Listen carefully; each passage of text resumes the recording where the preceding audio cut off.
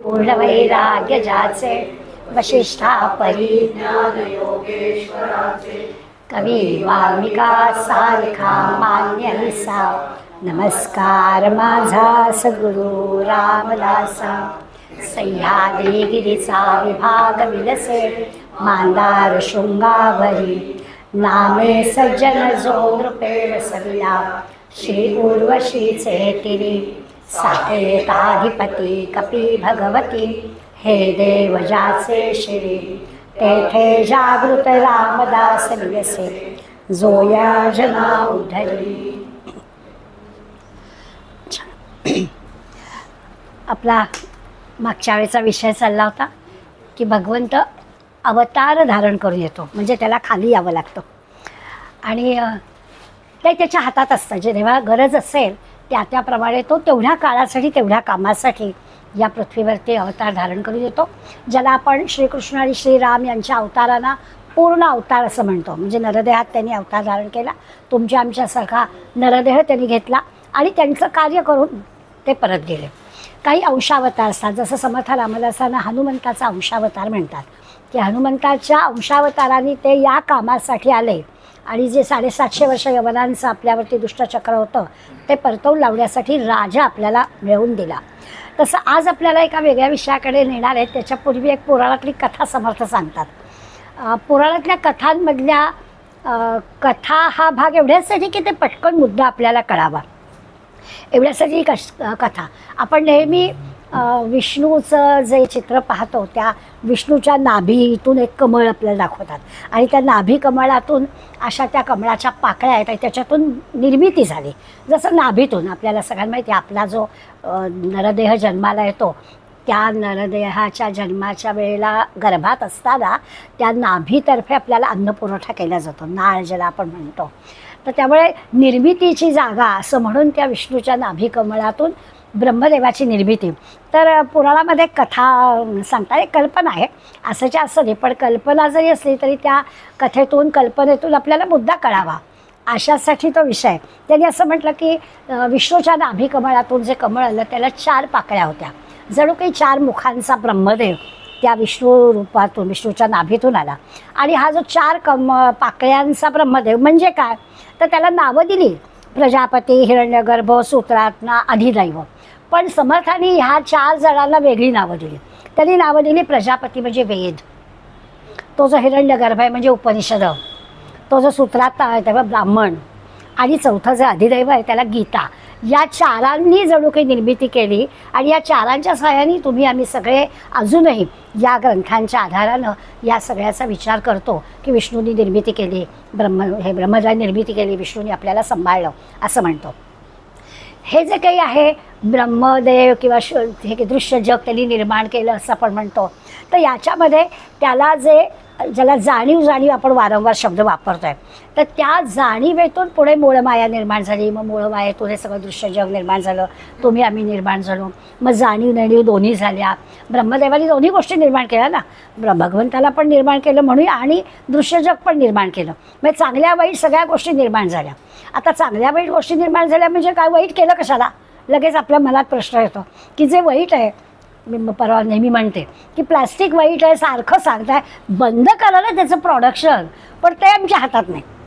ब्रह्मदेवानी निर्माण केलं आहे आम्हाला, ब्रह्मदेवानी ते वाईट गोष्टी निर्माण करून नयेत हे त्याच्या हातात नाही, त्यांनी सगळं निर्माण केलं आहे. काय चांगलं आणि काय वाईट ते तुम्ही ठरवा. जसं आपण म्हणतो की गमतीचं उदाहरण असतं पण सत्य असतं की फरक का, सगळी माणसंच आहे.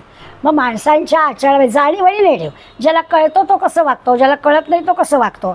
एखादा तरुण मुलगा मोटरसायकल चालवतो आहे, सिग्नल दिसतोय, लाल एवढा मोठा दिवा समोर दिसतोय, पण तो दे धडक जातोच गाडी घेऊन, तो जराही त्याचा विचार करत नाही. आणि त्यामुळे तो इतका विचार करत नाही की त्याला परिणामांची जाणीव नाही आहे, तो जाऊन सिग्नल तोडून जातो सुद्धा. दुसरा जो असतो एखादा, तो काय करतो, थोडं आगेबागे बघतो, पोलीस आहे ना कुठे, म्हणजे जायचं आहे तर सिग्नल तोडून, पण जरा नजर टाकतो किंवा पकडला जाऊ नये, आणि खात्री त्याला पटली की नाही आहे कोणी की जातोच तो सिग्नल तोडून. पण साधा जो तिसरा प्रकारचा तुमच्या आमच्यासारखा माणूस असतो तो काय म्हणतो, लाल दिवा आहे ना, राहू बा, ग्रीन मिळाला की जाऊ. असे 3 प्रकारची माणसं असतातच. ह्यालाच सत्वरज तम म्हणतात, यालाच नेणीव आणि जाणीव, ज्याला जाणवतं, ज्याला कळतं, ज्याला चांगलं काय वाईट काय माहिती आहे, परिणामांची त्याला काळजी आहे, तो बरोबर जाणीवेनी वागतो. आता उदाहरणांच्या सहाय्याने आपल्याला जाणीव कळावं तेवढ्यापुरतं. तर इथे त्यांनी म्हटलं की ब्रह्मदेवानी दोन्ही गोष्टी निर्माण केल्या. आता तुम्ही ठरवायचं कसं करायचं ते. जग सगळ्या प्रकारचं आहे. आधी सगळ्या प्रकारचं जग आहे म्हणायला आपल्याला दिसतं आहे आणि तसं आपल्याला व्यवहारामध्ये सगळं त्याला तोंड द्यावं लागतं. त्यामुळे ते नाही कसं म्हणायचं. खरं तर भगवंत म्हणतो हे काही नाहीच आहे, काही नाहीच आहे, तुम्हाला दिसतं आहे. सगळीकडे एकच एक ईश्वर भरलेला आहे असंच त्यांनी आपल्याला सांगितलं. पण ते आपल्याला प्रत्यक्ष अनुभवाला वेगळं येत असल्यामुळे आपल्याला ते नेणिवेतलं का होईना ते चुकीचं आहे, ते करायचं नाही असं तरी कळतं. अशी एक विष्णूच्या नाभिकमलातून ब्रह्मदेव कसा निर्माण झाला आणि ब्रह्मदेवाने जाणीव नेणीव अशी दोन्ही प्रकारची सृष्टी कशी निर्माण केली असं पुराणामध्ये कथा सांगतात. त्याचा आधार घेऊन आपल्याला जायचं आहे की ब्रह्मदेवाला सृष्टी निर्माण करण्यास लागणारं जे ज्ञान आहे, म्हणून आपण या 4 नावांच्या पुढे ग्रंथांची नावं दिली. त्याला जे ज्ञान लागलं ते कुठून मिळालं? नाभिकमलातून निर्माण झालं, याचा अर्थ विष्णूकडून मिळालं. जसं मगाशी मी म्हटलं की लहान बाळाला आईच्या त्या नाळेतून अन्न पुरवठा केला जातो, तसं ह्या विष्णूच्या नाभीतून झाल्यामुळे विष्णूकडून ब्रह्मदेवाला हे सगळं ज्ञान प्राप्त झालं निर्मितीचं. तो विष्णू सांभाळतो बरोबर आहे, पण हे त्याला कुठून मिळालं तर त्या विष्णूकडून त्याला मिळालं. आता असं जर म्हटलं तर योगाच्या भाषेमध्ये असं म्हणतात की नाभीपाशी सूर्यचक्र असतं. माझ्यापेक्षा तुम्हाला जास्ती माहिती आहे, त्यामुळे माणसाच्या पण नाभीच्या ठिकाणी सूर्यचक्र असतं. आपण कालच बोलत होतो, त्याच्यावर एक व्हिडिओ पण आपल्याला काकांनी पाठवला की उष्णता आपल्या शरीराची नीट राहण्यासाठी काय केलं पाहिजे स्नानाच्या वेळेला. अशा आता अनुभवाने अशा गोष्टी लोक एकमेकाला सांगतात. त्याचे साधी गोष्ट असते ती करून बघायला काय हरकत आहे असं आपण म्हणतो. तर असं जे नाभीच्या ठिकाणी जे सूर्यचक्र आहे, सूर्य ही आपल्या डोळ्यांची देवता आहे, त्यामुळे त्या देवतेचं स्मरण करणं हे एकदा सूर्यचक्र नाभीच्या ठिकाणचं जागृत झालं की माणसाच्या हातून काही विशेष निर्मिती होते. म्हणजे कवी असतात, लेखक असतात, कलाकार असतात, या सगळ्यांचं जे सूर्यचक्र आहे ना ते जागृत असतं. त्यांच्याकडून काहीतरी विशेष निर्मिती असतात. अगदी शास्त्रज्ञ असतात, शूर म्हणजे वीर असतात, सैनिक असतात, या सगळ्यांजवळ जे विशेष दिसतं. आम्ही कधीतरी लडाखला ट्रिपला जातो, किती काळजी घेऊन गेलेले असतो, पण त्या लडाखला सैनिक जे आमचे असतात ते कसे राहतात असा विचार केला तर त्यांची ही जी काही विशेष दिसतं आपल्याला वेगळेपण हे कुठून येतं तर त्यांचं सूर्यचक्र असं जागृत असतं. त्या नाभीचं महत्त्व सांगतात. आता हा जो ब्रह्मदेवाचा संकल्प किंवा काय आपण त्याला जाणीव नेणीव असं म्हटलं तर हे जे आहे त्याच्यामुळे त्यांनी असं म्हटलं की ह्याला कालांतर नसतं. म्हणजे हे केव्हा होतं आणि केव्हा संपतं असं नाही आपल्याला सांगता येणार. त्याचा तो संकल्प सत्य संकल्प असतो आणि त्यामुळे हे सारखं चालूच असतं. विश्वाची निर्मिती आपल्याला प्रलयाकडे, आजच्या आपल्या समासाचं नाव आहे ते पंचप्रलय, आपल्याला जायचं आहे प्रलयाकडे. पण आता निर्मिती झाल्याशिवाय प्रलय कसा, त्यामुळे आपण निर्मितीचा विचार आधी केला तर ते ब्रह्मदेवाची निर्मिती केली, त्याने हे सगळं उत्पन्न झालं आहे आणि ते लगेच स्वाभाविकच निर्माण झालं. त्याची त्या सत्य संकल्प असल्यामुळे फळ मिळालं. हा ब्रह्मदेवानी संकल्प केला, या सगळं जग निर्माण झालं. त्याची काही अशी ती जी कालगती आहे ना त्या कालगती नाही, पण ते चक्राकार आहे. म्हणजे निर्माण होतं थांबतं जातं, निर्माण होतं थांबतं जातं. जसं आपण आपल्या वस्तूंच्या सहाय्याने याचा विचार करू शकतो की एखादी वस्तू आपण नवीन बाजारातून आणली, त्याची निर्मिती कुठेतरी कारखान्यात झाली, ते आपल्या घरात आलं तेव्हा ते नवीन आहे. काही वर्ष काही दिवस आपण ते वापरलं आणि काही दिवस वापरलं तर ते जुनं झालं, नाश झाला. तर निर्मिती होणं, काही दिवस असणं आणि नाश होणं हे आपल्याला वस्तूंच्या, व्यक्तींच्या, माणसांच्याद्वारे सुद्धा लक्षात येऊ शकतं. त्यामुळे हे कालचक्र आहे असं सारखं चालू असतं. आता ही जी पुराणातली कल्पना आहे विष्णूच्या नाभीतून ब्रह्मदेवाचे आणि आपण त्याला ग्रंथांची नावं दिली, ते ज्ञान विष्णूकडून त्याला मिळालं वेदांचा उपनिषदांच्या द्वारा. तसं आपल्याला तैत्तिरीय उपनिषदांमध्ये अशीच कल्पना सांगितलेली आहे की त्यांनी आता आपल्याला प्रलयाकडे जायचं आहे म्हणून त्यांनी असं म्हटलं की ब्रह्मदेवाच्या दिवसाला आरंभ होतो. म्हणजे विश्वनिर्मिती जी होते, ब्रह्मदेव निर्मिती करतो, त्याला ते असं म्हटलं की त्याच्या दिवसाला आरंभ होतो. आपली जसं रोज दिवस उगवतो, मावळतो, पुन्हा सकाळ होते, पुन्हा संध्याकाळ होते, तसं म्हणे ब्रह्मदेवाच्या निर्मितीचा म्हणजे दिवसाचा प्रारंभ होतो. त्याचाही दिवस होतो, त्याचीही रात्र असते. त्याची एक कालाची गणना आपल्याला दासबोधात पण करून दाखवलेले. आपल्याला सगळ्यांना माहिती आहे की प्रत्येक युगाची काही वर्ष असतात. त्यामुळे ब्रह्मदेवाने जग निर्माण केलं. या जगामध्ये एवढी 4 युगं झाली आणि एवढी अब्जावधी वर्ष म्हणजे त्याचा एक दिवस, पुन्हा अब्जावधी वर्ष म्हणजे त्याची एक रात्र, अशा प्रकारचं गणित आपण दासबोधात सुद्धा वाचलेलं आहे. त्यामुळे त्याचा पण एक दिवस आणि रात्र आहे. माणसाचं आपली जशी झोप हा एक आपला प्रलय, रोज आपण रात्री झोपतो, सकाळी पुन्हा छानपैकी जागे होतो, पुन्हा आपला दिवस चालू होतो. हा एक आपला पिंडाचा प्रलय आहे झोपणं हा. कारण झोपेमध्ये आपण सगळं विसरून जातो. तो काही काळ जो 4-5 तासाचा आहे, 6 तासाचा, त्याच्यामध्ये आपण स्वतःला विसरलेलो असतो. पण पुन्हा आपल्याला ईश्वराच्या योजनेनं जाग येते. तो जो आहे तो पिंडाचा पहिला प्रलय, त्याला प्रलयच म्हणतात. आता तो नाश नाही झालेला, पण झोपेमध्ये स्वला विसरणं असं घडलं ना, त्यामुळे तो पहिला प्रलय झाला. मग दुसरा प्रलय कुठला? मृत्यू हा दुसरा प्रलय. मग तो जसं प्राण गेले, मग मनाची पण जाणीव गेली, मग देह राहिला, त्या देहातल्या इंद्रियांना प्राणच नसल्यामुळे आता ते देह इंद्रिय, मृतदेहातल्या इंद्रियांना काहीच अर्थ नाही, त्यामुळे मग तो देह गेला असं पण म्हणतो. तो पिंडाचा दुसरा प्रलय. म्हणजे गाढ निद्रा हा पहिला प्रलय, मृत्यू हा पिंडाचा दुसरा प्रलय. हे जसं या देहाच्या बाबतीत आपल्याला पटकन कळतं, कारण आपण अनुभवलं आहे. आपला जरी मृत्यूचा प्रलय माहिती नाही आपल्याला, पण इतरांचा तरी आपण पाहिलेला आहे. त्यामुळे हे 2 प्रलय पिंडाच्या किंवा देहाच्या संदर्भात असतात हे आपल्याला कळलं आहे. तसं ह्या ब्रह्मांडाचे पण 2 प्रलय आहेत. आता हे फक्त पिंडाच्या माध्यमातून समजून घ्यायला हवेत. ब्रह्मांडाचा प्रलय म्हणजे काय असं विचारतं, काही निद्रेसारखं आपल्याला सांगता येत नाही. पण ब्रह्मांडाचा पण निद्रा आणि मृत्यू असे 2 प्रलय आहेत. म्हणजे असे 4 प्रलय झाले. आता ब्रह्माचा निद्रा प्रलय म्हणजे काय, तर ब्रह्मा विष्णू महेश हे झोपी जातात.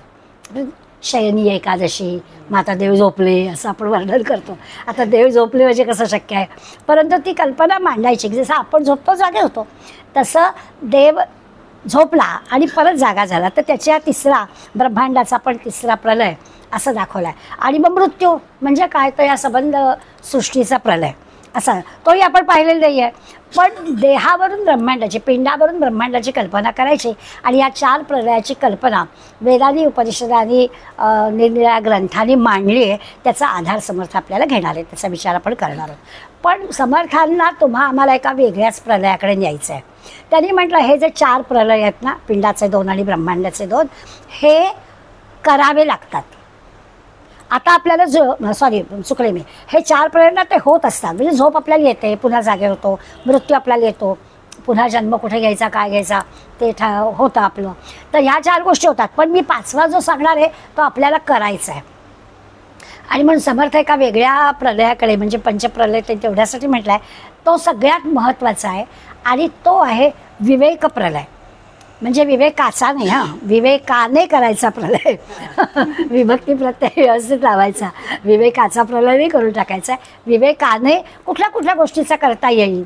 आता वागणुकीच्या दृष्टीनं मगाशी जर उदाहरण घेतलं, तेच आपण उदाहरण लक्षात घेतलं, तर विवेकानं थांबणं हा तिसऱ्या तरुण मुलांनी योग्य तो निर्णय घेतला आहे. तो थांबला की सिग्नल मिळेपर्यंत मी जाणार नाही. बऱ्याचदा बघा हल्ली तरुण मुलांच्या बाबतीत तुम्हाला पण येत असेल अनुभव. आपण रस्ता क्रॉस करतो ना, तर तरुण मुलं 4 व्हीलरमध्ये असणारी थांबवतात गाडी आणि आपल्याला सांगतात खोड करून तुम्ही आधी जा. म्हणजे मला आवडलं की परदेशातून मुलं ही शिकून आली ना, तर त्यांनी ही चांगली गोष्ट घेतली की चालणाऱ्यांना प्राधान्य द्यायचं. पण आपल्याकडली जी 2 व्हीलरवाली जी आहेत ना, बेलगाम जाणारी, तो काय बघत नाही रस्त्यावरच्या माणसांकडे आणि ते धुऊन जातात. तर असं आता हे जे काही आहे ना फरक, तर तो विवेकानं जे काही आपण आचरण करतो तर ते समर्थांना अपेक्षित आहे. म्हणून समर्थ आपल्याला 5वा प्रलय सांगणार आहे. दासबोधाचं वैशिष्ट्य हेच आहे. दासबोध हा आध्यात्मिक ग्रंथ आपल्याला वाटतो, पण लक्षात असं येतं की आचरणाचाच ग्रंथ आहे हा, की आपण वागायचं कसं हेच आपल्याला सांगतात. नाहीतर 4 प्रलय हे अनेक ग्रंथातून आलेले आहेत. उपनिषदांपासून सगळ्यांनी हे 4 प्रलय आपल्याला सांगितलेच आहेत. समर्थांनी त्याला आणखी एक 5वा प्रलय लावला आणि तो म्हणाले सगळ्यात महत्त्वाचा आहे, कारण तो आपल्याला करायचा आहे. हे आपोआप घडतात, बाकीच्याला आपल्याला काही करावं लागत नाही. अशा पद्धतीने पहिल्या 5 ओव्यांमध्ये समर्थांनी ह्या पंचप्रलयाचा आपला विचार सांगितला. त्या 5 ओव्या आपण नंतर पाहणार आहोत. आधीच्या सभासद आपण असा विचार केला की ही जी पंचमहाभूतं आणि त्रिगुण अशा ज्या 8 गोष्टी आहेत. या 8 गोष्टीतून म्हणजे मूळ माया कशी तयार झाली ते आपण पाहिलं होतं. परब्रह्माने, परमात्म्याने हे सगळे मूळ माया निर्माण केली. हे जे दृश्य जग आपल्याला दिसतं आहे पंचभूतांचं आणि त्रिगुणांचं मिळून प्रत्येक गोष्ट तयार झाली असं आपण पाहिलं आहे. त्याच्यातून ही सृष्टी निर्मिती असं म्हटलं की जग म्हणजे काय आहे. जगातली प्रत्येक गोष्ट, प्रत्येक जीव, अगदी चेतन अचेतन काही असू दे, या 8 गोष्टी त्याच्यात आहेतच आहेत असं आपण पाहिलं. प्रमाण वेगळं वेगळं असेल परंतु या 8 गोष्टींशिवाय कुठलीच गोष्ट निर्माण होऊ शकलेली असं आपण पाहिलं. आता हे सगळं आधीच्या समासात पाहिलं आहे आणि सृष्टीचा नियमच आहे की जे निर्माण होतं ते नाश पावतं. म्हणजे मूळ मायेतून हे सगळं निर्माण झालं, या 8 गोष्टींनी निर्माण झालं आणि या 8 गोष्टींनी निर्माण झालेली प्रत्येक गोष्ट नाश पावणारच आहे. याचा अर्थ या 8 गोष्टी पण नाश पावणार आहेत. ज्यांनी ही गोष्ट निर्माण झाली आहे, तयार झाली आहे, ती गोष्ट नाश पावणार आहे, तसं या 8 गोष्टीसुद्धा जाणार आहे. त्यामुळे हे सृष्टीचं जे नाश पावणं आहे यालाच प्रलय असं म्हणतात. आता सृष्टी निर्माण होते, त्याचे व्यापार चालतात, सगळं आपल्याला दृश्य जगामध्ये आपण आपल्या इंद्रियांच्या सहाय्याने अनुभवतो, पाहतो. केव्हा तरी सृष्टी संपून जाते म्हणून त्याला प्रलय असं म्हटलं. सगळं शांत होऊन जातं, पुन्हा सृष्टी निर्माण होते, पुन्हा सगळं जसं आपण असं एखादं घर बदललं किंवा आपल्याला हे सगळं संपतं, पुन्हा नव्याने सगळं सुरू करतो. तसंच जणू काही हा ब्रह्मदेवाचा आहे. तो सगळं निर्माण करतो, काही दिवस त्याचं सगळं छानपैकी चाललेलं असतं, मग सगळं संपून जातं, शांतता होते, पुन्हा सगळं तो निर्माण करतो. हे चक्र सारखं रहाड गाडगं सारखं चालू असतं. त्याचा खरा म्हणजे आपल्याला अनुभव आहे. याच अनुभवाला धरून न थांबणारा विवेक प्रलय आपल्याला करायचा आहे. पार्श्वभूमी सगळी ही आहे की हे 4 प्रलय असे असे होतात. देहाचे तर पण आपल्याला पटकन कळतात. मग साधकांनी काय करायचं तर साधकांनी आपल्या स्वतःमध्ये एकदा काय हा प्रलयाचा आपल्याला विषय कळला, ब्रह्मांडातला किंवा पिंडातला दोन्हीतला, आणि आपल्याला कळलं की तो तर काय घडणार, आपण ठरवू नाही तर न ठरवू. आपण गजर होऊन सुद्धा जाग न येणं किंवा गजराने जाग येणं कुठूनही असू दे, पण जाग येते आपल्याला सुदैवाने आपल्या, आणि पुन्हा चक्र आपलं सुरू होतं. तर असं हे आता अनुभवतं आपण, त्यामुळे ते घडतं आहे सगळं. मग साधकांना काय करायचं तर इंद्रियांना मिळालेल्या शक्तीचा विवेक करायचा. विषय विवेक प्रलयाकडे जायचं आहे आपल्याला. त्याची एक प्रस्तावना पंचप्रलयामध्ये काय तर आता आपल्याला आपण उदाहरण घेऊया की वाणी जवळ आपल्याजवळ शक्ती आहे. आपण वाणीच्या सहाय्यानं एकमेकांना आपापले विचार सांगत असतो. या वाणीचे परापश्यंती, मध्यमा, वैखरी 4 प्रवास पण माहिती आहे की एखादी गोष्ट आपल्याला बोलायची आहे तर त्याचं परावाणीमध्ये आधी स्फुरण होतं. काय बोलायचं ते परावाणीमध्ये ठरतं नाभीपाशी, आणि मग पश्यंती मध्यमा करत वैखरीतून शब्दा वाटे ते बाहेर पडतं. हा सगळा त्या विचारांचा प्रवाह आहे. प्रत्यक्षात मुखातून एखादी गोष्ट दुसऱ्याला कळण्यासाठी, शब्दबद्ध होण्यासाठी आपल्याला जे काही करावं लागतं तो परापश्यंती मध्य. आता हे सगळं दरवेळेस आपण की म्हणत नाही, आता विचार आला मग तो पश्यंतीत गेला मग मध्यमात गेला, असं काही आपल्याला करावं लागत नाही. आपण तर इतके रिॲक्ट होणारे असतो की इमिजिएट मनात येतं कधी आणि काय घडतं. पण काही वाक्प्रचार आपल्याला हे सांगून देतात. मी पोट तिडकीनं बोलले, बेंबीच्या देठापासून ओरडले, असे काही वाक्प्रचार आपल्याकडे असतात की तिथे आपल्याला कळतं की तिथे म्हणजे काय तर ते स्फुरण आहे. त्या जागी ते स्फुरण होतं आणि मग ते वाणीच्या द्वारा परापासून निघालेलं वैखरीच्या द्वारा प्रगट होतं. आता समर्थ म्हणतात वाणीचा लय करा. हां, पंचप्रलयामधला तो जो लय आहे तो लय करायचा म्हणजे काय तर म्हणाले वैखरी म्हणजे आपण जे बोलणार आहोत त्या वैखरीचा मध्यमात, मध्यमेचा पश्चंतीत, पश्चंतीतला परा म्हणजे बोलूच नका, मनात आले विचार ठेवा तिथेच. खरं म्हणजे बोलूच नका. तो लय करा म्हणजे काय तर असं जे की आहे ते लय करा तर परेपर्यंत परत जा, म्हणजे उलटा प्रवाह. प्रलयामध्ये आपल्याला निर्मिती आधी सांगितली आणि मग आपल्याला लय करायचं म्हणजे उलटीकडून पुन्हा पहिल्या जागी यायचं. तर बरोबर आहे, परापश्यंती मध्यमा वैखरी हा जाण्यासाठीचा प्रवास आहे. पण आता ते सांगतात लय करा. आणि बऱ्याच गोष्टी आपल्या लक्षात न बोलताना चांगली कामं होतात, बोलूनही जास्त. वाणी चाललंय हे एक उदाहरण त्यांनी आपल्याला दिलं की सगळं जे काही ज्ञान आपल्याला हस्तगत करायचं असेल आपण नाईलाजानी बोलत नाही तो नाही हा विषय. आता घरात बोलायला नसतंच कोणी तर काय बोलणार, हे काही आमचा वाणीचा लय नाही की संधी मिळाली की सुरुवात होते, त्यामुळे तो कसं आलाय लय. त्यामुळे प्रसंगाने आजूबाजूच्या परिस्थितीने आपण बोलत नाही, तो काही मोठा वाणीचा लय नाही. पण प्रकर्षाने आपल्याला एखादा विषय इथे सांगायची आवश्यकता आहे, परंतु आपल्याला जसं वाटलं की नाही, न बोलणंच बरोबर आहे, तर नाही बोलायचं. पण तसं होत नाही.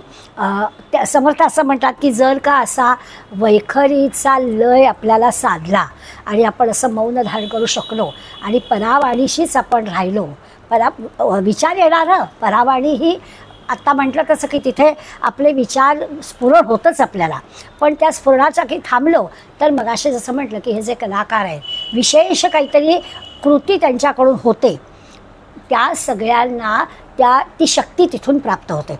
आणि म्हणून परावाणीमध्ये जर आपण राहू शकलो, बाकी लय झाला, तर आपल्याला खूप मोठं ज्ञान हस्तगत करता येईल. एखाद्या विशेष विषयामध्ये विशेष प्रावीण्य मिळवायचं झालं तर बाकीच्या विषयांमधलं आपण जरा शांतपणानं राहावं, परावाणीशीच राहावं, म्हणजे काम होतं. सर्व ज्ञानाची जी मूळ जागा आहे त्याचा विचार करावा हळूहळू. आता ह्या एक आपण नुसत्या वाणीचा विचार केला तर बाकीच्या सगळ्या गोष्टी तशाच येते. सगळी जी आपली ज्ञानेंद्रिय आहेत त्या प्रत्येक ज्ञानेंद्रियाचा अशा पद्धतीनं आपल्याला लय करायचा. वाणीचा आपल्याला कळतो असं डोळ्याने. आता आहेत बाहेर उघडणारे डोळे म्हणून सगळंच बघावं का? नाही बघू. जी चांगली गोष्ट आहे तीच बघावी. जे दिसतं आहे आपल्याला बंद ठेवावेत डोळे. असं आपल्याला त्या प्रत्येक शक्तीचा आपल्याला असा लय करता यायला हवा असं ते आपल्याला सांगतात. आता ह्या पाची प्रलयांचा विचार केला तर पहिली जी आपल्याला निद्रा प्रलय असं दिलेलं आहे, त्याला आपण गाढ निद्रा किंवा सुषुप्ती असं म्हणतो. म्हणजे तिथे जागृतावस्था नाही आहे, झोप लागलेली आहे, गाढ झोप आहे, म्हणजे त्या निद्रेमध्ये आहोत. जागृतावस्था नाही, स्वप्नसुद्धा नाही बरं का. गाढ निद्रा जी आहे ना त्याच्यामध्ये काहीच नाही आहे, जागृतता नाहीच पण स्वप्नसुद्धा नाही. बाकीची जी आपली झोप असते ती आपली काही गाढ नसते, मधून स्वप्न पडतात, खुट्ट जा की जाग येते, तर ती काही आपली गाढ निद्रा नसते. पण गाढ निद्रेचा जो सुषुप्तीचा जो अनुभव आहे त्या अनुभवामध्ये काहीच आहे, जाणीव नाही, नेडीव नाही, आपल्या अस्तित्वाची आठवणसुद्धा आपल्याला नाही आहे. म्हणजे आपण वर्णन करतो कधी कधी आपल्या गाढ निद्रेचं जाग आल्यावर केवळ मला कळलंच नाही, बेल वाजलेली कळली नाही, काहीच कळलं नाही मला असं आपण म्हणतो. तर तो जो आपला अनुभव, अर्थात तो नंतर सांगतो आपण की काय कुठले आवाज झाले, काही मला पत्ताच नाही, असा आपल्याला कधीतरी हा असा अनुभव येतो. त्याला प्रलय म्हणायचं. रोजच्या झोपेचा काही प्रलय होतं असं नाही, पण असा जो आपल्याला गाढ निद्रेचा अनुभव येईल त्याला प्रलय म्हणायचं. इथे काहीच आहे, म्हणजे जाणीवसुद्धा खलास, कशाचीच जाणीव नाही. आता त्या ऋषीमुनींचं वर्णन करत की शेजारी काय सौंदर्यवती तरुणी बसली आहे का विषारी नाग बसला आहे, कशाचीच जाणीव नाही. आता आपण काय अशा टोकाची उदाहरणाची गरज नाही आहे, पण एक गाढ झोपेचा सुषुप्तीचा अनुभव क्वचित प्रसंगी आपण घेतो आणि त्यामुळे हा प्रलय आपल्याला माहिती आहे आणि त्याचा एक सुखद आनंदाचा अनुभव, सुखाचा अनुभव आपल्याला मिळतो. दुसरा जो त्यांनी म्हटला आहे की मृत्यूचा, तर त्या मृत्यूचा आपल्याला अनुभव नाही आहे, पण तोही प्रलय आपण सांगू शकतो की हळूहळू काय काय घडतं होतं, कसे पण एक एक एक एक प्राण निघून जातात, मग सगळी जाणीव सगळी संपून जाते आणि मग श्वास थांबतो आणि मग ही इंद्रिय जी आहे ती नुसतीच राहतात. त्या इंद्रियांना जी आतून ताकद शक्ती मिळायला हवी आहे, प्राणशक्ती मिळायला हवी आहे, ती प्राणशक्ती त्याला मिळत नाही, त्यामुळे इंद्रियांचं काम थांबतं. अशा पद्धतीने ते पण माहिती आहे. काही ठिकाणी आपल्याला या प्रलयाचे 3 प्रकार देतात.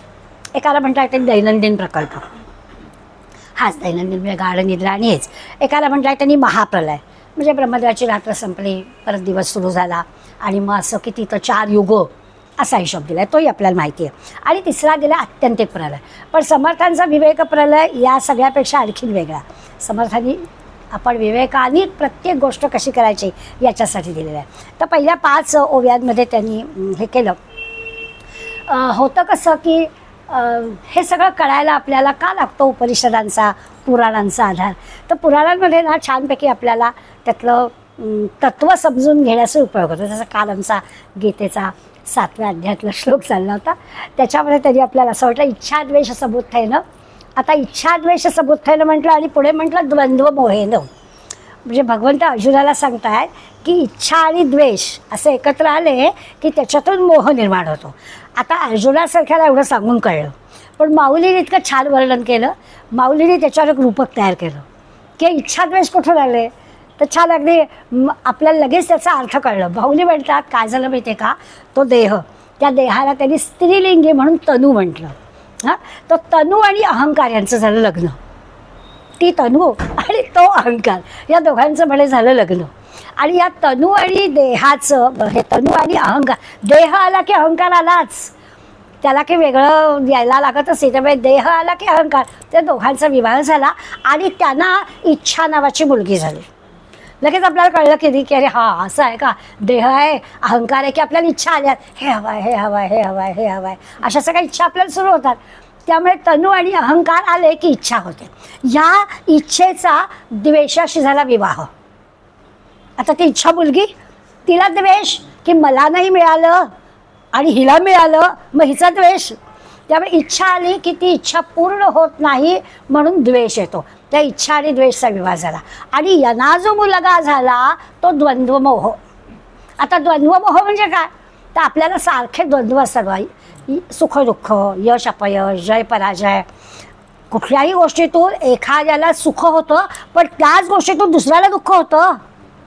असं पण नाही की ही गोष्ट किंवा ही व्यक्ती ही कायमच दुःखदायक किंवा कायमच सुखदायक आहे. काही ना सुख आणि काही ना दुःख. तर म्हणे ह्यामुळे काय होतं, त्या इच्छा आणि द्वेषाचा विवाह झाला की त्यांना हा द्वंद्व मोह निर्माण होतो. आता आसुबाऊलीने सांगितलं रूपक किंवा आपल्या सगळ्याचं असं, हां तनू आणि अहंकार आला बाबा एकत्र, मग त्यांना इच्छा आणि मग इच्छा ते द्वंद्व मोह कसा, हे बरोबर आपल्याला लगेच सगळी आयडिया येते. नाही तर अर्जुनाला नुसतं एक वाक्य सांगितलं भगवंतानी, त्या अर्जुनाला कळलं असेल, पण तुम्हा आम्हाला कळायला या सगळ्या गोष्टी लागल्या. तर तसं आपल्याला हे पंचप्रलयातला विवेक कळण्यासाठी हे आधीचे 4 प्रलय, खरं तर काही त्याची आवश्यकता नाही. एकदम विवेकाचा प्रलय सांगायला काय हरकत होते, विवेकाने काय काय करायचं ते. पण समर्थाने तसं नाही केलं. आता नेहमीच आपण सांगतो की त्यांच्या समोर जी मंडळी आहेत ती काय अर्जुन नाही आहेत ना, 12, 14, 16 वर्षाची तरुण बिचारी मुलं आहेत.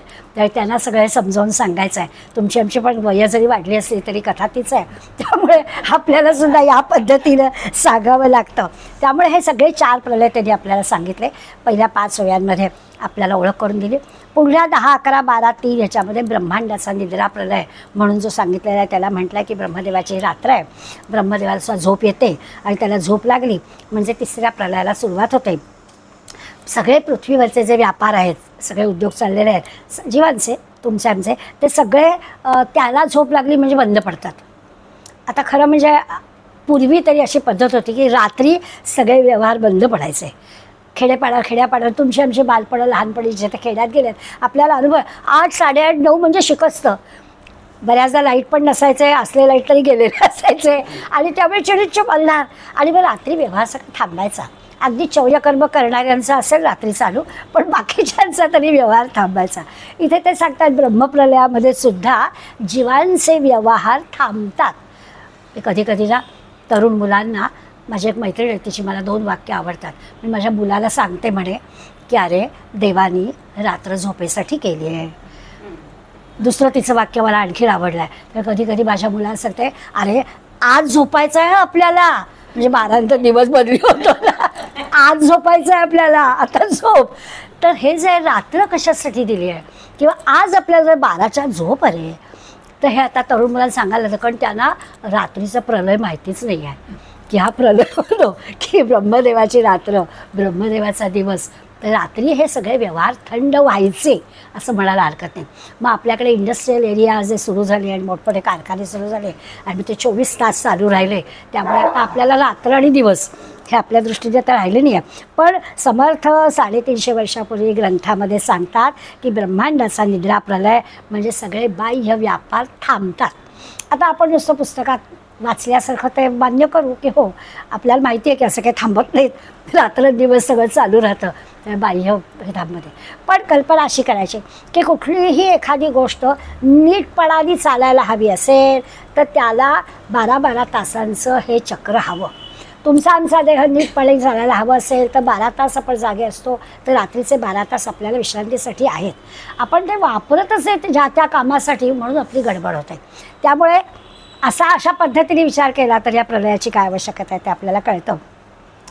पुढे आपल्याला त्यांनी ब्रह्मांडाचा मृत्यू प्रलय, आपला मृत्यू प्रलयाचा सांगितलं 2ऱ्या नंबरवर, तसा 4थ्या प्रलयाला ब्रह्मांडाचा मृत्यू प्रलय सांगितला. म्हणजे काय झालं, तर त्या मृत्यूप्रलयाची सगळी आता अखेरच्या म्हणजे समाज जो आहे तो या ब्रह्मांडाच्या मृत्यूप्रलयासाठीच खर्च केला आहे समर्थांनी. उरलेल्या सगळ्या ओव्या या ब्रह्मांडाच्या मृत्यूप्रलयासाठी दिलेत. म्हणजे काय झालं तर म्हणाले जशी निर्मिती झाली त्याच्या बरोबर उलट पद्धतीने प्रलय झाला. जसं जसं तयार झालं निर्मिती झाली तसा तसा प्रवास उलटा झाला. म्हणजे आकाशात ढगच येईल असे झाले. 1-2 नाही 100 वर्षात आकाशात ढगच आले म्हणजे दुष्काळ पडला. नवीन काही निर्मितीच नाही, पिकं नाही, पाऊस नाही, त्यामुळे पिकं नाही. आवर्षण आलं, दुष्काळ पडला, लोकांना अन्न दशा झाली आणि असं त्या जीवांना खायला नाही, पाणी प्यायला नाही आणि मग प्राणी आधी पक्षी प्राणी मरायला लागले, मग माणसं मरायला लागली. सूर्याची उष्णता इतकी प्रचंड वाढली की त्या जमिनीच्या खाली असणाऱ्या शेष म्हणजे नागभूमीपर्यंत ती गेली आणि नागसुद्धा उष्णतेने बाहेर आले. असं सगळं जे काही वाईट गोष्टी ज्या आहेत त्या सगळ्या घडल्या.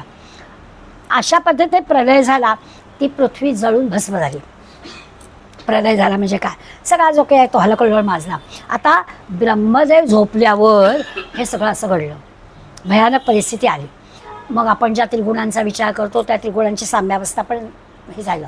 म्हणजे कुणीच चांगलं वागे नाहीसं झालं. आत्ता आपण मगाच्या उदाहरणात पाहिलं की काही असं तरी आपल्याला सांगता आलं की कशी कशी मंडळी वागतात.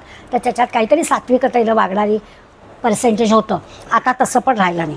त्यामुळे सगळे पृथ्वीवरचे जे व्यवहार आहेत ते सगळे थंडावून गेले. कुणीच कुणाला म्हणजे इंद्राची राजधानी जी अमरावती किंवा विष्णूचं वैकुंठ किंवा सत्यलोक असे जे काही नावं देतात, कैलास अशी जी सगळी नावं आहेत ते सुद्धा सगळे लोक जळून भस्म झाले. म्हणजे फक्त पृथ्वीच असं नाही तर सगळे मेरू पर्वतसुद्धा म्हणे कोसळायला लागला. त्याचे पण एक शिखरं कोसळली. याला म्हणायचं ब्रह्मांडाचा प्रलय. आता जसा आपला प्रलय आपण पाहिला नाही तसा ब्रह्मांडाचा प्रलय पण आपण पाहिला नाही. पण ब्रह्मांडाच्या प्रलयाचं वर्णन समर्थ करतात. आणि सगळे हे जे 3 गुण आहेत या ब्रह्मांडाच्या प्रलयामुळे मी आत्ताच सांगितलं की सत्वगुणी माणसं पण सात्विक वागेल अशी झाली. त्यामुळे हे 3ही गुणसुद्धा त्या संपून गेले मूळ मायेत. काय झालं ते बघा. 3 गुण गेले, पंचमहाभूतं पण हळूच संपली. म्हणजे निर्मिती होताना हे लागलं, पंचमहाभूतं लागले, त्रिगुण लागले, निर्मिती झाली, सगळं विश्व निर्माण झालं. आणि परत जाताना अशा पद्धतीनं घडलं सगळं की 3 गुण सगळे संपले. 3 गुण संपल्यानंतर पंचमहाभूतं पण संपली आणि ब्रह्मदेवाचा प्रलय, ब्रह्मदेवाचा मृत्यू झाला असं म्हणणं केलं. म्हणजे पिंड आणि ब्रह्मांड, उत्पत्ती, स्थिती आणि लय या क्वांटिटी म्हणूया, क्वांटिटीत फरक आहे परंतु घडलं सगळं असंच. प्रमाणाचा फरक दाखवता येईल आणि म्हणून आपण पिंडी ते ब्रह्मांडी असं म्हणतो.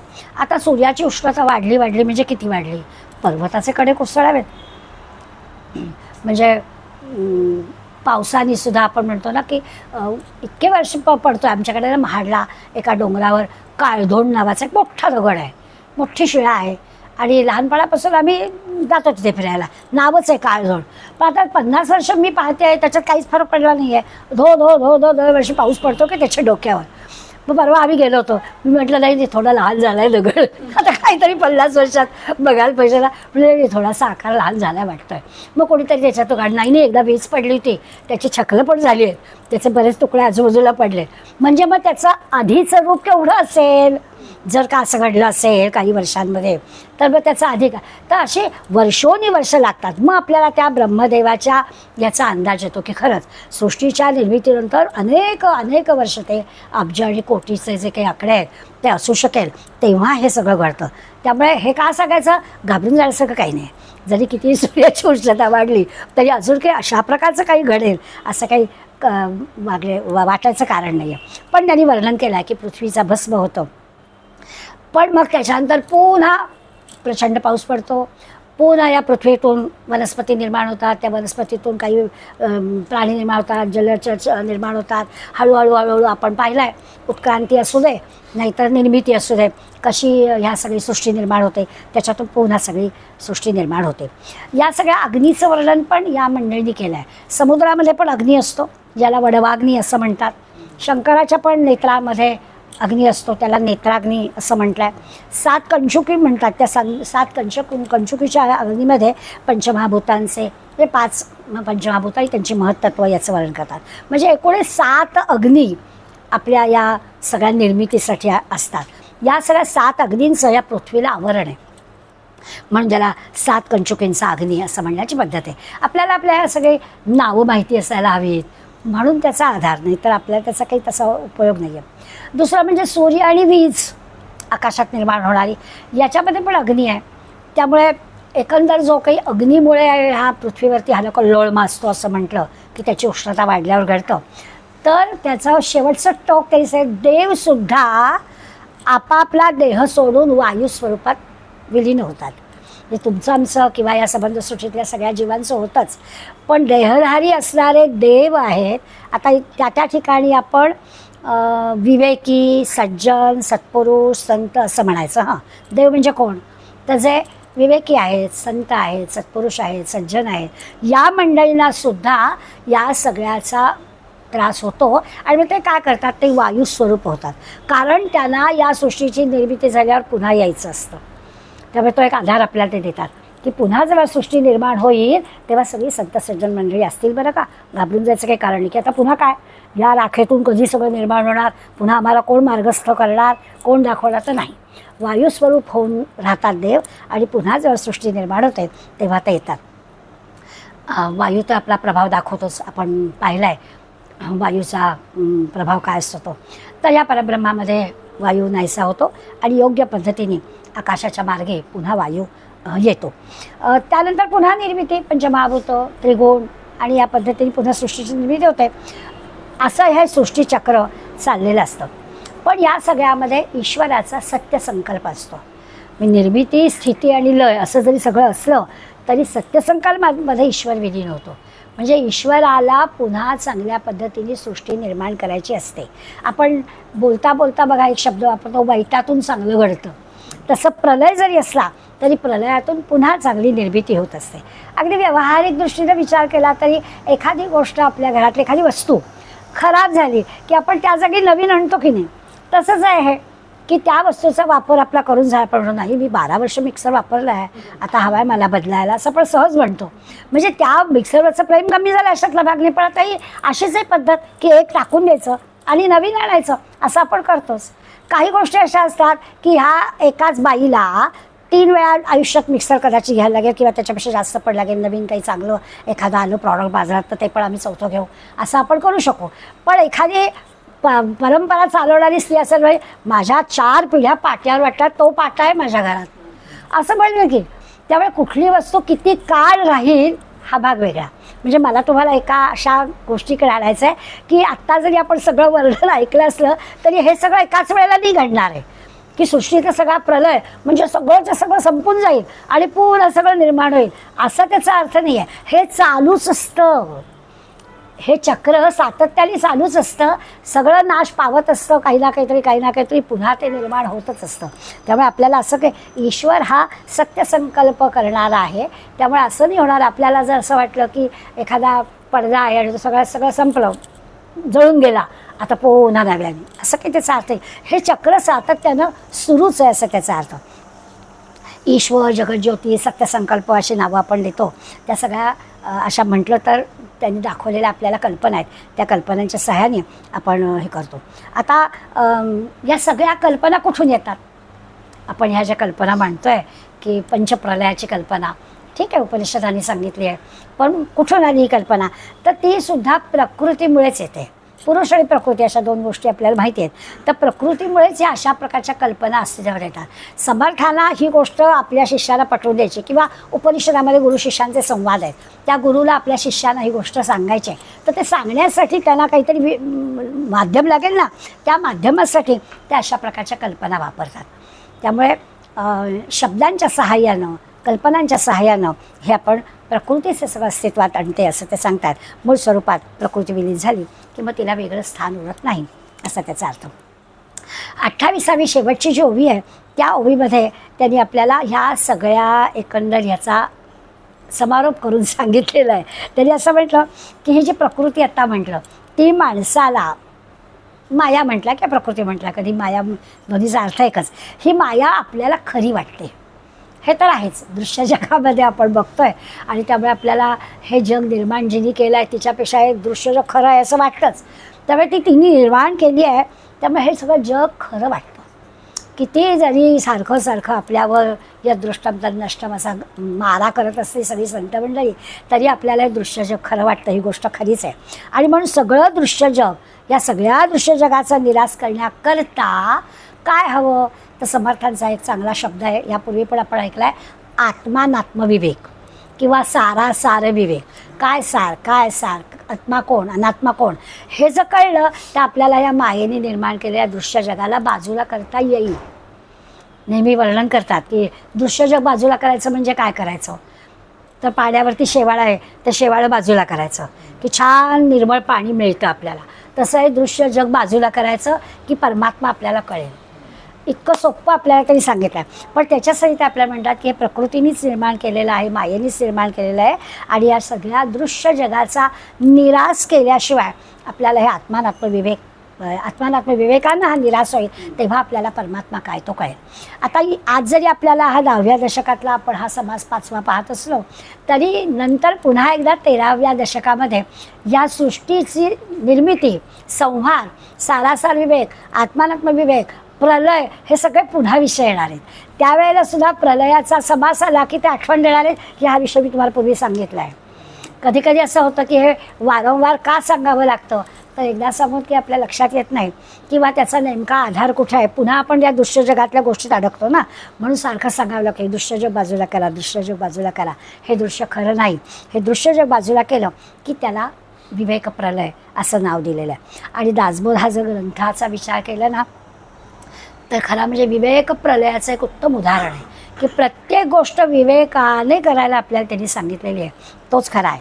हा सगळा विवेकाचा जो अनुभव आहे ना, तो समर्थ म्हणतात की ज्ञानी माणसालाच येतो. आता आपल्याला आपण मूर्ख, पढत मूर्ख, गीतेमध्ये तर त्यांनी अल्पबुद्धी, मंदबुद्धी असे शब्द वापरलेत. आता आपण आपल्याला कसं काय म्हणून घ्यायचं, ज्ञानी म्हणून घ्यायची हिंमत नाही आणि मूर्ख म्हणून घ्यायला आवडत नाही, असे आपण आहोत. परंतु आपण केव्हा तरी मूर्ख केव्हा तरी ज्ञानी असं तरी म्हणूया की जेव्हा आपण ग्रंथ आपल्या हातात असतो, आपल्याला आत्मानात्मविवेक, सारासार विवेक असं आपल्याला कळतं, तेव्हा पुरतं तरी आपण म्हणूया की यस आता आम्हाला कळलं आहे, त्यामुळे आम्ही आता दृश्य जगामध्ये अडकणार नाही असं आपण म्हणू. तर हा जो 5वा प्रलय अतिशय महत्त्वाचा म्हणून त्यांनी सांगितलं. आपल्या सगळ्यांच्या वाट्याला तो यायला हवा, यासाठी समर्थांनी हा एवढा मोठा ग्रंथ लिहिला आहे.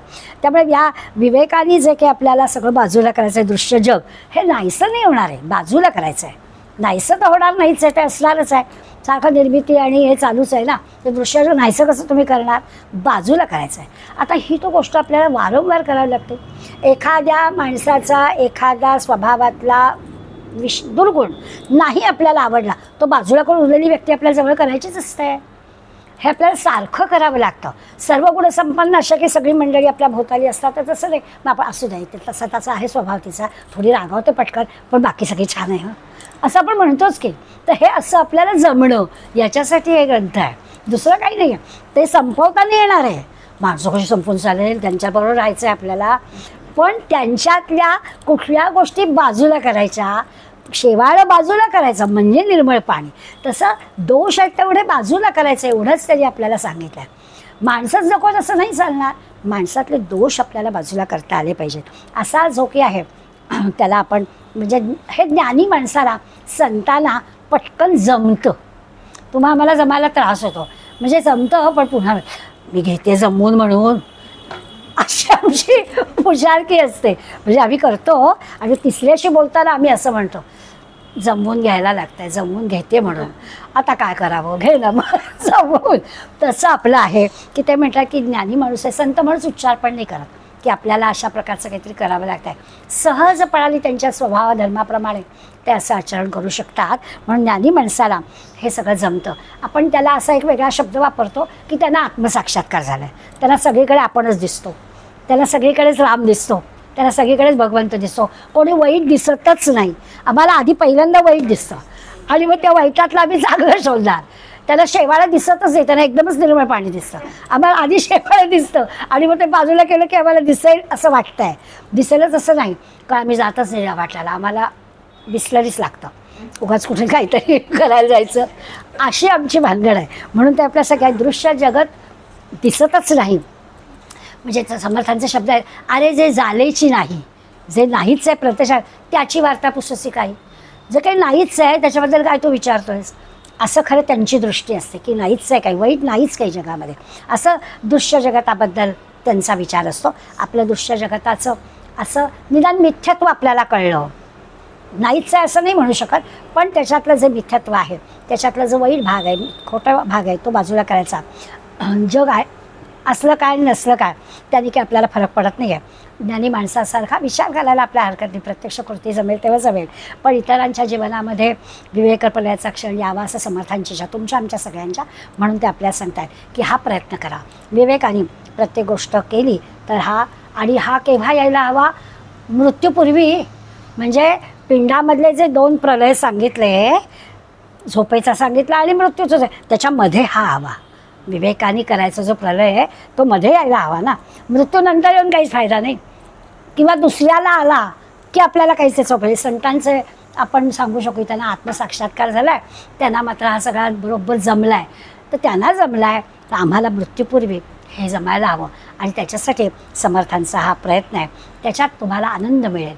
हा जर मृत्यूपूर्वी आपण विवेकाने ह्या सगळ्या इंद्रियांमधून तो प्रलय साधू शकलो, जसं आपण वाचेचं उदाहरण घेऊन पाहिलं की त्याप्रमाणे त्या इंद्रियांचा यथोचित योग्य ठिकाणी वापर केला तर तो त्याचा लयच होतो, आणि मग ती शक्ती प्रिझर्व होते ना, आणि त्या अशी प्रिझर्व झालेली शक्ती आपल्याला उपयोगात येते. मग असे जे म्हटलं की असे जे असतात त्यांच्या त्या नाभिस्थानी ते परावाणीमध्ये जेव्हा स्थिर असतात तेव्हा त्यांच्याकडून काहीतरी विशेष कार्य होतं, कारण त्यांची शक्ती प्रिझर्व होते आणि मग ते दुसरीकडे जात नाही. जे खूप बोलणारे असतात त्यांची शक्ती बिचारांची जास्त खर्च होते, आणि मग त्यांनी स्वाभाविकच असं होतं ना की मग त्यांच्याकडून आहे कपॅसिटी पण विशेष कार्य होत नाही, कारण त्यांची शक्ती खर्च होते. म्हणून ते आपल्याला सांगतात की विवेकानं आपला जीव ब्रह्मस्वरूप होईल याच्यासाठी प्रयत्न करावा. जायचं आहे कुठे ते आपलं ठरलेलं आहे, ध्येयाची जागा जी आहे ती ठरलेली आहे. परमात्मा आपल्याला ओळखायचा आहे, सगळीकडे परमात्मा तर पाहायचं आहे, ब्रह्मस्वरूप व्हायचं आहे. हे ब्रह्मस्वरूप व्हायला मार्ग दाखवलेला विवेकानं गेलं तर आपल्याला मिळेल. तसं म्हटलं तर शरीर आणि जग, देहाचा विचार करता देह पिंड आणि हे दृश्य जग, हे दोन्ही दिसतच आहे ना, दिसत आहे. आणि त्यात तसे व्यापार पण दोघांचे चालू आहेत. या दृश्य जगामध्ये आपण वावरतो आहे त्यामुळे तो व्यापार चालू आहे, परंतु हे जरी सगळं असलं तरी ती बाजूला करता आली पाहिजे. आहे तर आहे, ते नाहीसं नाही होणार आहे. जिवंत असताना या देहाचा आणि जगाचा आपल्याला बोध झाला, खरं काय त्यातलं आहे ते आपल्याला कळलं, आणि ती जी काही आपली अवस्था आहे त्या अवस्थेला विवेकप्रलय असं समर्थांनी म्हटलं आहे. होईल, परमार्थाने हे साध्य होईल. हा विषय ना एकदा आपल्याला पूर्वी 8व्या दशकामध्ये पण येऊन गेला आहे. 8व्या दशकातला 8वा समास आहे, त्याच्यामध्ये 39 ते 42 अशा 4 ओळी आहेत. त्याच्यामध्ये आत्मदर्शन असं समर्थांनी केलं. ते केव्हा होईल, तर अशा प्रकारे विवेक साधला किंवा विवेकाने आत्मानात्म कळलं तर आपल्याला हे आत्मदर्शन होईल असं ते आपल्याला सांगतात. अशी खरी ही पंचप्रलयाची संकल्पना. म्हणजे त्यातल्या पहिल्या 4 किंवा पिंडाच्या 2 आणि ब्रह्मांडाच्या 2 प्रलयांचा केवळ एक परिचय म्हणून आहे. समर्थानं जायचं आहे ते आपल्याला विवेकाने आपल्याला ज्या प्रत्येक गोष्टी बाजूला करता येईल. लय शब्द वापरला की असं वाटतं की संपणारच आहे, तर तसं नाही, ते आपल्याला बाजूला करून खरं काय आहे ते मिळणं. याला त्यांनी आपलं ढोबळमानाने आपण असं म्हणू की पिंड म्हणजे सूक्ष्म देहापुरता विचार करा, आणि असं आपल्याला ब्रह्मांडाचा विचार करायचा मग आपण ढोबळमानाने म्हणू, असं करता येईल. त्याच्यात माणूस हा एक प्रतीक आहे, या सगळ्या विश्वरचनेचा माणूस प्रतीक आहे. हे सगळं तुम्हा आम्हाला फक्त शक्य आहे. बाकी जीव प्राणी पशुपक्ष्यांना कुठे हे काही माहिती आहे का, काय पिंड काय ब्रह्मांड, कसले आत्मानात्म विवेक सारासार विवेक, त्यांच्याशी काही नाही आहे. त्यामुळे ब्रह्मांडातली ही सगळी सर्व तत्त्व जी आहे ती आपल्या माणसांना माहिती आहे की हीच सगळी पिंडात आहेत. फक्त माणूसच हा सगळा विचार करू शकतो, बाकी करता येत नाही. म्हणून एक ऐतरेय उपनिषदामध्ये पण एक गोष्ट सांगतात की त्यांनी काय केलं, आत्म्याने परमात्म्याने एक विराट पुरुष तयार केला. अशी कल्पना आहे ही सगळी. तर त्यांनी प्रत्येक उपनिषद काय करतो, गुरु शिष्यांची जोडी आहे, संवाद आहे, त्यामुळे शिष्याला कसं पटवून द्यायचं ते सद्गुरू गोष्टी रूपाने सांगतात. त्यामुळे त्यांनी असं म्हटलं की आत्म्याने परमात्म्याने एक विराट पुरुष निर्माण केला आणि त्याला सजीव केलं. नुसता निर्माण केला नाही, म्हणजे आकृती नाही काढली, तर त्याला सजीव करून टाकलं. आणि सजीव केल्यानंतर हळूहळू त्याच्यामध्ये त्याला इंद्रिय दिली, मग त्याला कर्म प्रवृत्त केलं, त्याला काम करायला लावलं. मग त्याच्या कर्माच्या देवता त्यांनी निर्माण केल्या. विराट पुरुषाचं वर्णन चाललं आहे.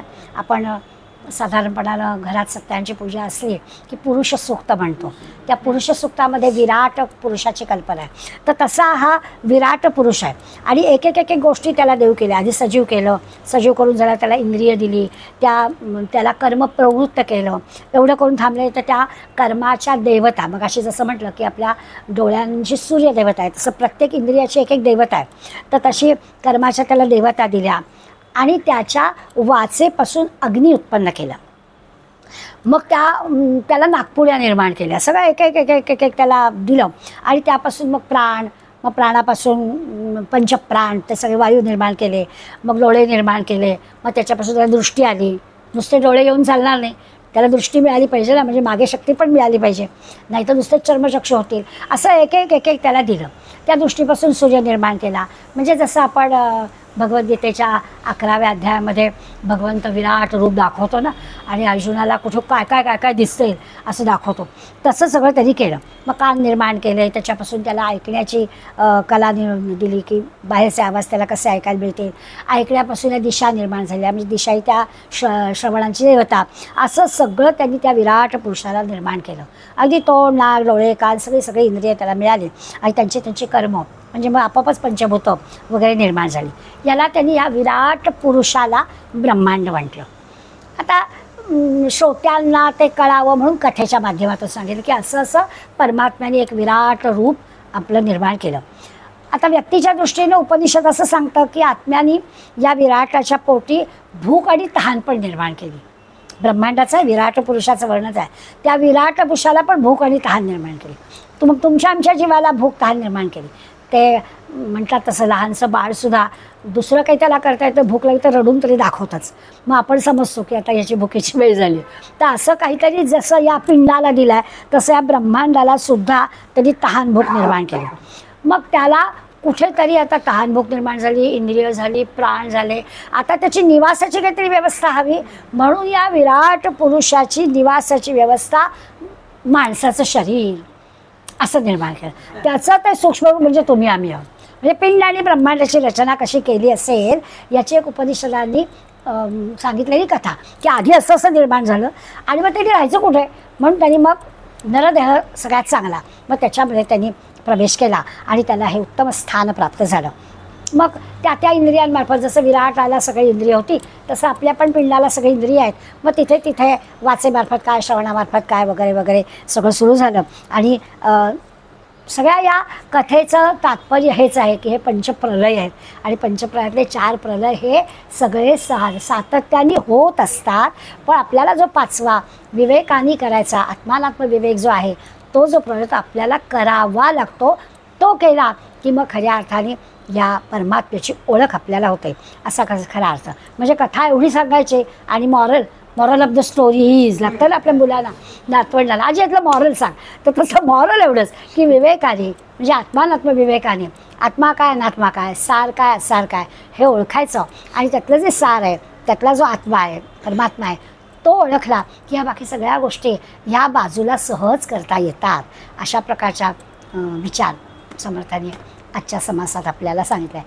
दिसायला लहान समास आहे 27-28 ओव्यांचा, पण त्याच्यामधून त्यांनी आपल्याला उपनिषदांचा आधार मात्र प्रत्येक वेळेला समर्थ तेवढ्यासाठी देतात. कदाचित मला पण कधी कधी असं वाटतं की त्या मुलांना काही उपनिषदं वाचायला सांगितले नसतील, पण मग तरी काय दिलं तर अशा ग्रंथांचा पुढे 400-500 वर्ष अभ्यास चालेल आणि त्यावेळेला लोकांनी शंका काढू नयेत म्हणून, आणि उपनिषदाच्या अभ्यासाला पण प्रेरित व्हावं की मग हे मूळ कशात इथं आहे का, मग आपण उपनिषद वाचली पाहिजेत असं काही लोकांना तरी वाटावं. आम्ही उलटा विचार करतो, कशाला पाहिजे उपनिषद वाचायला, त्यांनी ह्याच्यातच दिलं ना, मग हे वाचलं की पुरेल असा विचार करतो. पण काही अभ्यासू मंडळी अशी असतात की जर का दासबोध वेद उपनिषदांवर आधारित आहे, मग उपनिषदं काय सांगतात असं करून अभ्यास प्रवृत्त होतात. दोन्ही दृष्टीने विचार केला तरीसुद्धा माणसाला कार्यप्रवृत्त करण्याचं काम समर्थ कसं करतात ते आपल्याला कळेल. असा आत्मानात्म विवेक आपल्याला साधावा अशी प्रार्थना 28व्या ओवीत समर्थांनी केली आणि आपला हातचा समास संपला. तव स्मरण संतत स्फुरणदाया मा घडो, त्वदीय गुणकीर्तनध्वनि सुरम्य करणी पडो, स्वदेश हित लक्षणा विणदुजी कथा नावडो, तुझ्या समयी आमुची तनु ही देशकारी पडो. जय जय रघुवीर.